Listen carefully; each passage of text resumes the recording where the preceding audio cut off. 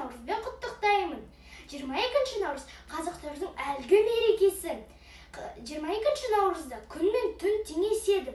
Сондықтан сіздерге сәттілік тілеймін. Әрқашан Майко компаниясы бірінші орында болсын. Бүгін біз сіздермен қызылшадан тоқаш жасаймыз.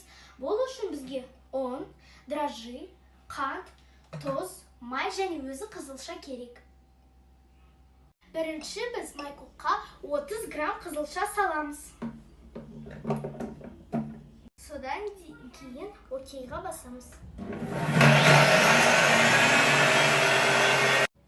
Бірінші біз 2 қасық дрожж саламыз. 1,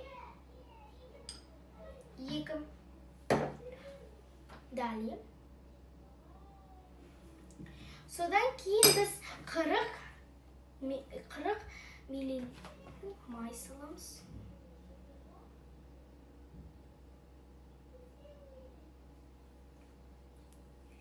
Содан кейін 110 мл су.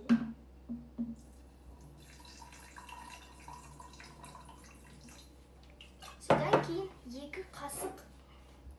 Содан кейін 2 қасық қант. Содан кейін далее деп басамыз. Содан кейін тұз. Осынша ғана.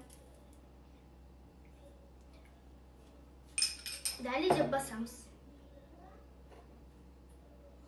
Содан кейін бізде ок деп басамыз. Крышканы аламыз. Ок деп басамыз. Біз майкоққа 270 грамм ұн салдық. Енді окейге басамыз. Бізде осындай масса шықты.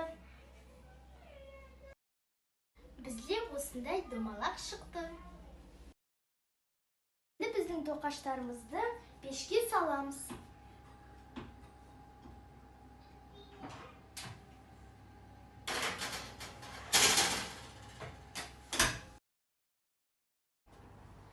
Біздің тоқаштарымыз дайын болды. Астарың дәмді болсын.